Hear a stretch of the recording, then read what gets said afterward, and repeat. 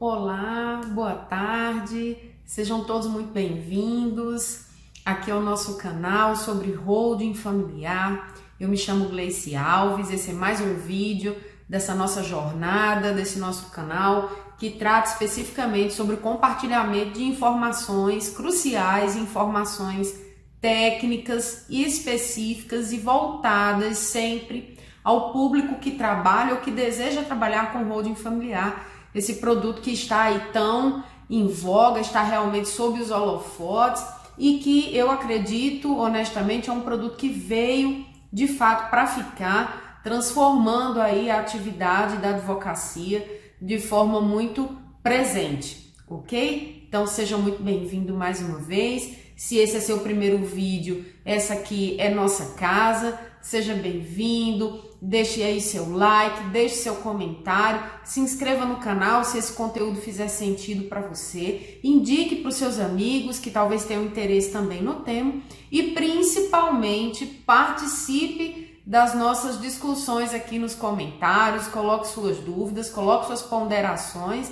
O objetivo aqui é termos uma grande comunidade de compartilhamento de conteúdos. Ok, meus amigos? O vídeo de terça-feira foi uma resposta a uma dúvida que me fizeram aqui, uma pergunta que me fizeram aqui também nos comentários, como foi uma dúvida recorrente, eu gravei um vídeo e o vídeo de hoje também é de uma outra dúvida, gente, e essa dúvida é uma dúvida bem polêmica, é uma dúvida que ela já é tão, digamos assim, comum no âmbito do trabalho com holding, que ela foi objeto de uma solução de consulta na Receita Federal.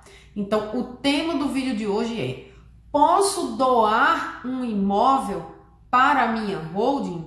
Posso fazer uma doação direta, eu, Gleice, pessoa física, para a minha holding e assim livrar toda aquela discussão, toda aquela sistemática envolvendo o ITBI, toda aquela celeuma? Temos aqui 4 vídeos falando sobre imunidade do ITBI. Então, todo aquele período, a verificação se a empresa é ou não de natureza imobiliária, aquele período de quarentena, se era uma empresa já existente, o prazo é 2+2, se é uma empresa que existe há menos de 3 anos ou que está sendo agora recém-constituída, o prazo é de 3 anos para verificação se houve receita preponderantemente imobiliária. Todas aquelas condições da imunidade, a pessoa não quer passar por isso, né? E muitas vezes ela até tem receita imobiliária e por isso ela pensa assim, por que não doar? Já que é para pagar o tributo, já que é para pagar imposto, por que eu não posso simplesmente doar um imóvel meu para a minha holding e assim evitar toda essa discussão referente ao ITBI? Então, esse é o tema do nosso vídeo de hoje, ok, meus amigos? Primeiro, nós temos que fazer aqui uma breve recapitulação aqui das materialidades envolvendo o ITBI, tá certo? Os critérios aí da regra matriz do ITBI e qual seria o fato gerador. Nós temos que o fato gerador do ITBI é a transmissão onerosa de bens imóveis.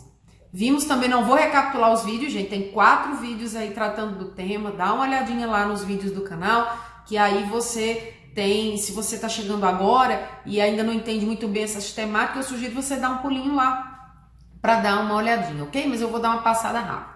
Então, nós temos que o fato gerador do ITBI é a transmissão onerosa de bens imóveis, é um imposto de competência municipal e que tem suas alíquotas aí fixadas entre mínimos e máximos por resolução do Senado Federal e que gira aí na grande maioria dos municípios entre 2% e 3%, podendo chegar a 4%, tá certo? Temos aí que a base de cálculo é o valor do bem que está sendo integralizado na empresa, ok? E vimos também, tem um vídeo também sobre isso, que a integralização de capital social, seja ela com bens móveis ou imóveis, é uma operação que se equipara a uma operação de compra e venda, é uma operação onerosa, portanto.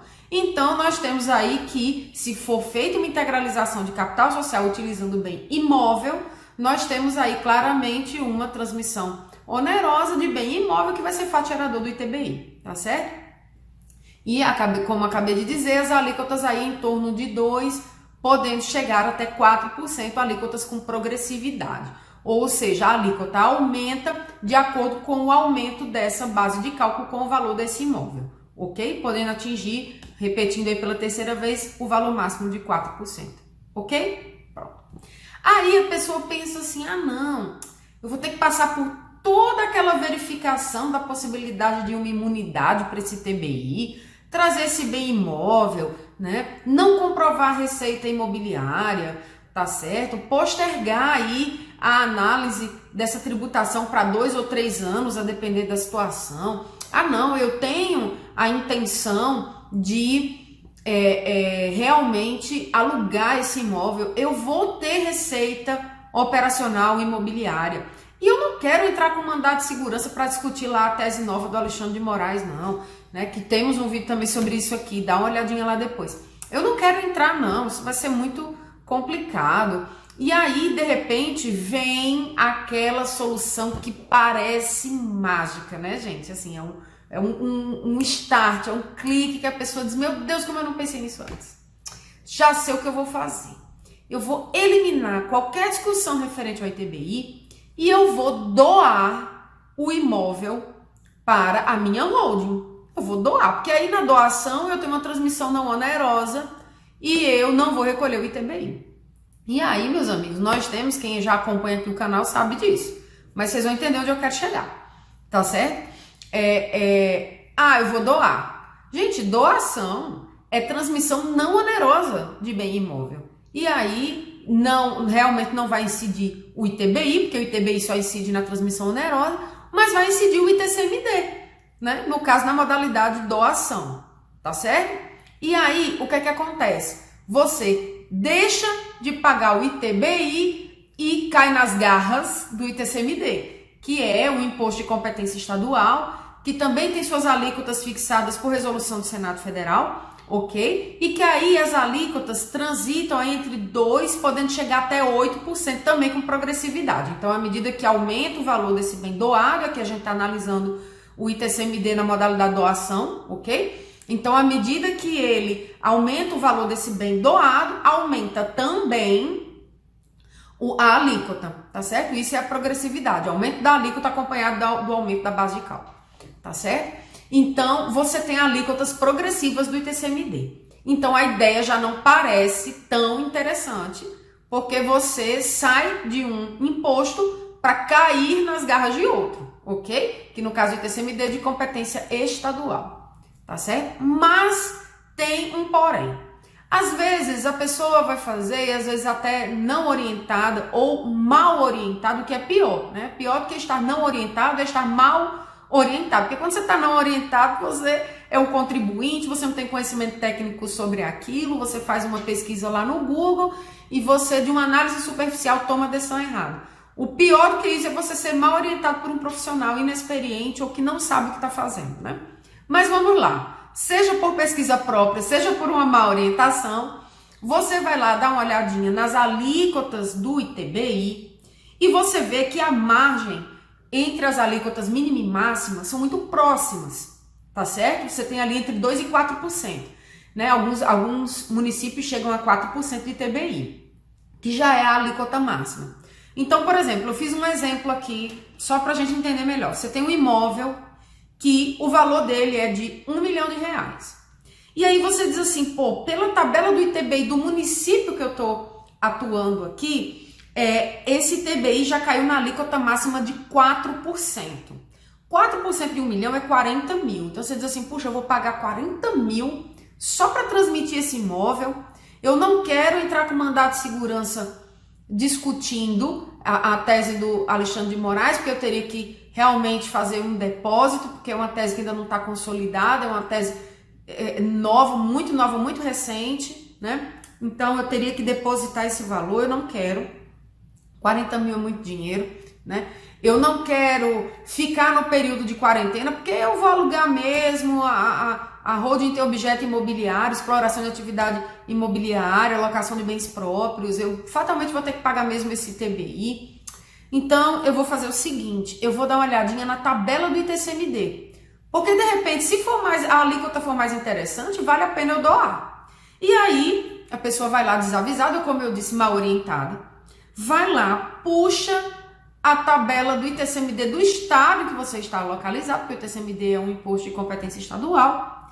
E na hora que ele puxa essa alíquota do ITCMD, ele se depara com a seguinte realidade. As alíquotas do ITCMD, a faixa de alíquotas é mais extensa, ela é quase o dobro, porque ela vai de 2% a 8%. Então, se ela pode chegar a 8% e ela é progressiva, você tem uma faixa maior de incidência do tributo. O que é que eu estou querendo dizer? Exemplo, no nosso exemplo aqui. Você tem um imóvel de 1 milhão que pela tabela do ITBI, por ela ser mais estreitinha, as alíquotas estarem mais próximas, ela já caiu na alíquota máxima de 4%, que daria 40 mil de ITBI. Aí você dá uma olhadinha lá na do ITCMD e você diz assim, olha que interessante, na tabela do ITCMD, esse imóvel caiu na alíquota mínima, por exemplo, 2%. Um exemplo, tá certo?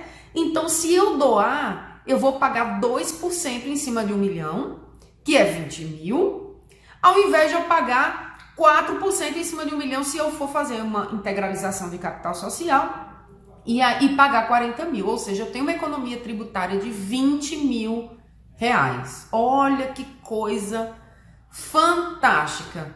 Resolvi todos os meus problemas. Vou pegar esse imóvel e vou doar para minha PJ. Eu faço uma doação pessoa física para pessoa jurídica, recolho o ITCMD, no caso do nosso exemplo aqui, na alíquota de 2%, a alíquota bem baixinha, pago os 20 mil, posso alugar, porque o ITCMD não está sujeito a nenhuma regra de imunidade, eu posso alugar no dia seguinte, porque já foi doação, isso aqui não vai ter implicação no ITBI. Se o município vier atrás de mim e vou dizer, olha, eu doei, foi uma transmissão não onerosa, tá aqui o recolhimento do meu ITCMD. Você não pode me autuar no ITBI, certo? Tudo parece maravilhoso. E aí eu vos apresento a solução de consulta 111 de 2016, tá certo? Eu tô trazendo isso porque essa dúvida, ela principalmente nos vídeos de ITBI, quando eu gravei, essa dúvida ela foi relativamente recorrente. E aí eu vi, eu disse não. E aí surgiu, porque os vídeos estão lá no canal, então todo dia tem pessoas procurando e comentando, enfim, fazendo questionamentos, então eu estou trazendo aqui para vocês. Gente, vamos lá. Esta solução de consulta 111 de 2016, ela trata exatamente sobre a doação de bem imóvel de um sócio para sua respectiva empresa, ok? Então ele tem uma sociedade empresária, não especifica aqui se ela é uma holding ou se ela é uma operacional convencional, mas o fato é que ele pretende fazer uma doação de bem imóvel para uma empresa de sua titularidade. O imóvel é dele e ele quer doar, e ele deixa muito claro que não se trata de integralização de capital social. Obviamente, porque se fosse, não seria uma transmissão não onerosa, seria uma transmissão onerosa, inclusive equiparada à compra e venda, a gente já falou disso aqui, né?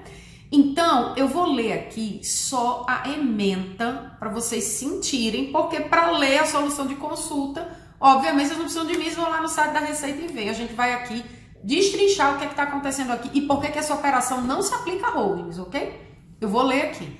A doação de bem do sócio à pessoa jurídica, sem que corresponda a uma integralização de capital social, o que não ocorreria, porque a integralização é onerosa, ok? Configura acréscimo patrimonial para a pessoa jurídica, a qual se sujeita à incidência do imposto de renda. Olha só. No caso de tributação com base no lucro real, o valor do bem recebido em doação integrará o resultado não operacional da empresa. No caso de tributação na base do lucro presumido, que é a grande maioria das holdings imobiliárias, a grande maioria, porque ela não pode se enquadrar no simples e dificilmente ela vai ter receita tão alta para ir para o lucro real, e não faz sentido ela ir para o lucro real, ok? Porque ela praticamente não tem despesa. Então, a zona de conforto para ela, de fato, é o lucro presumido, né? Que é o regime que, de fato, se aplica a ela, né? No caso de tributação com base no lucro presumido, o valor da doação não integrará a receita bruta. Ou seja, ela não está sujeita àquele percentual de presunção de lucro. Olha só, agora vem o golpe de misericórdia. Mas deverá ser acrescido à base de cálculo do imposto de renda da pessoa jurídica, sendo tributado como outras receitas na modalidade de ganho de capital. Gente, olha isso! Olha isso. Eu vou adiantar, como eu disse, vocês não precisam, mas eu vou colocar na descrição do vídeo o link para essa solução de consulta. Você vai direto para o site da Receita e vai ter acesso a esse material. É importante vocês lerem. Ele fala, ao longo da solução de consulta, ele fala muito sobre regras contábeis, ok? Ele fala muito sobre regras contábeis, mas ao final o arremate é puramente jurídico. Então eu vou ler aqui, eu vou lá, parágrafo 12, eu vou ler aqui, ó. Olha, eu vou ler aqui o arremate, a solução de consulta é extensa, mas são 7 folhinhas só, leitura rápida, tranquilo. Mas olhem a consequência disso.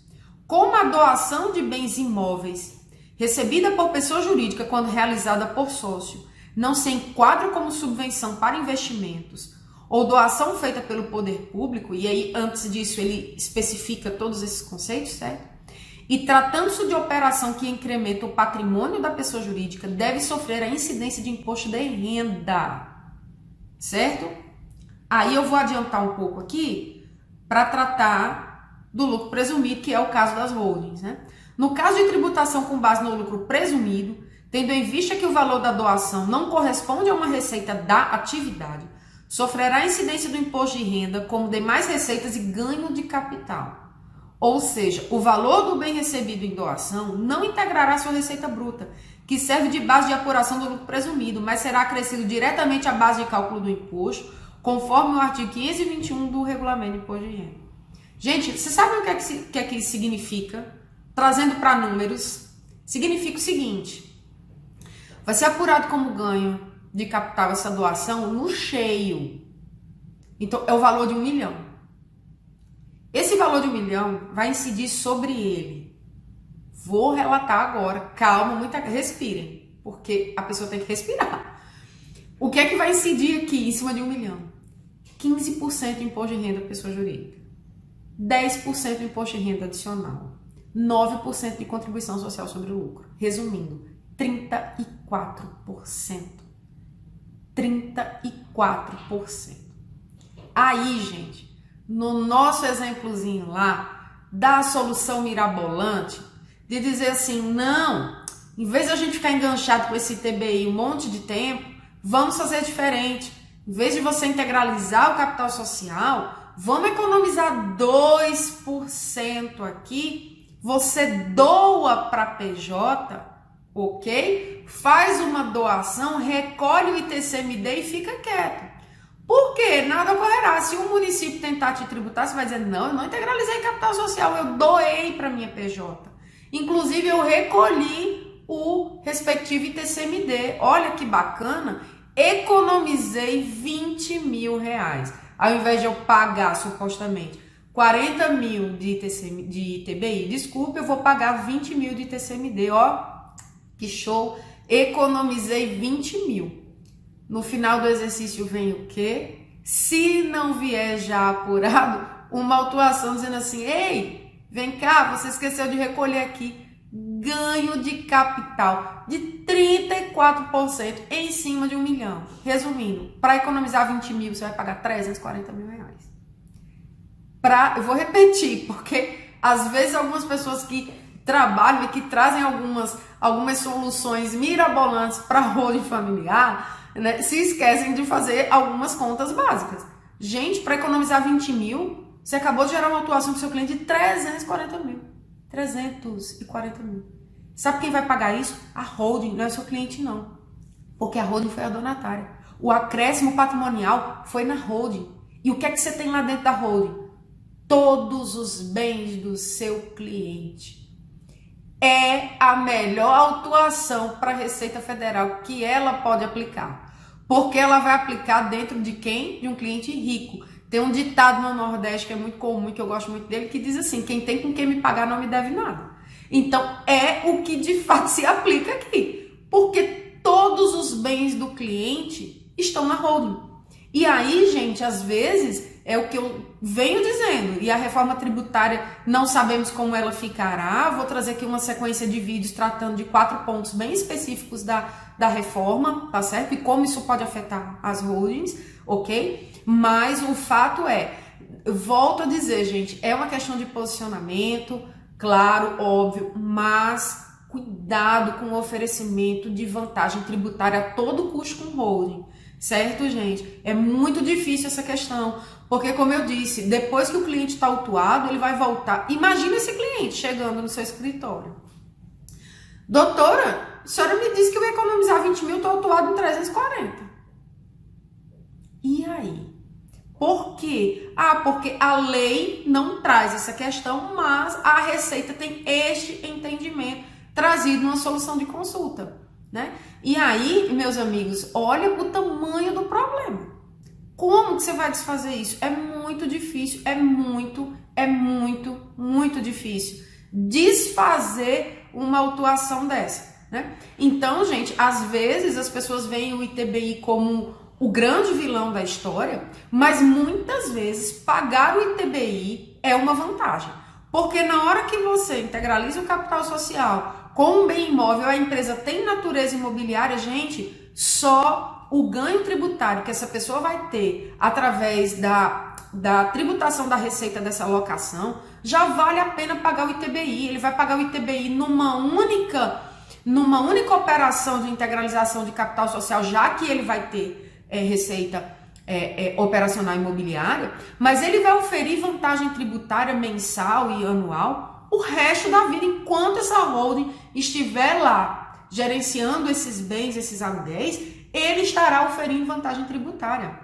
Então, gente, essa história de que não posso pagar ITBI de jeito nenhum, e aí lá vão as artimanhas, não vou pagar o ITBI, vou botar outra empresa para gerenciar as locações, vou fazer um contrato. Muita gente me pergunta sobre essa sistemática e eu vou gravar um vídeo, eu vou ser bem honesta, eu estou aguardando um quadro que eu encomendei, porque de fato este tem que ter esquema desenhado, porque é mais difícil de fazer aqui só no computador.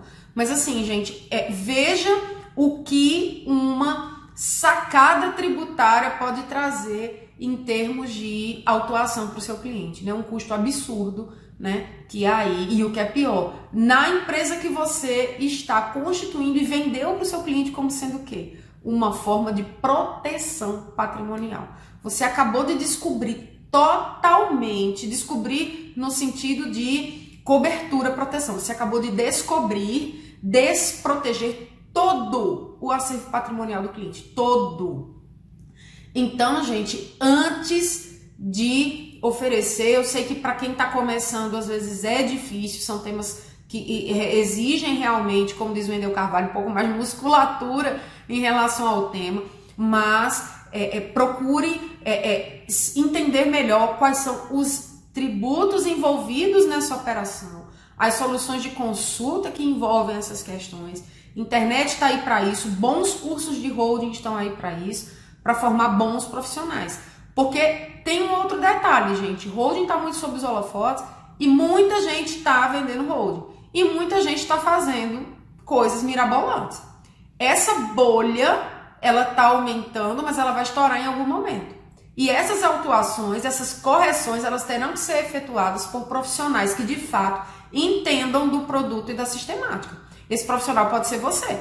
Você, de repente, pode futuramente se especializar em correção de holdings mal feitas, em defesas de autuações de holdings que foram mal elaboradas, ou até para dar um parecer para o cliente e dizer, olha, não tem solução, o caminho de resolver é esse aqui, ok? Então, gente, fica a dica, eu vou deixar aqui nos comentários, na descrição do vídeo,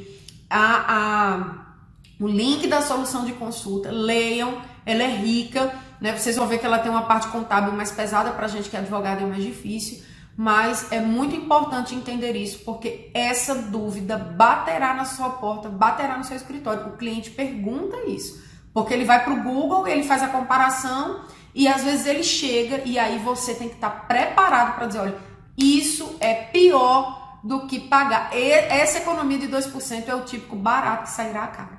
Ok, meus amigos? Estou abertíssima aqui aos seus comentários, aos seus questionamentos. Coloque aqui os seus comentários nesse vídeo, se ficou alguma dúvida. Eu gravo outro vídeo com todo prazer, tá certo? Muito obrigada se você ficou até aqui. Se você não está inscrito, se inscreva no canal, deixe seu like, ative o sininho de notificações, que a gente está sempre trazendo conteúdos novos e atuais e principalmente práticos a respeito de holding familiar. ok? Um abraço, até o nosso próximo vídeo.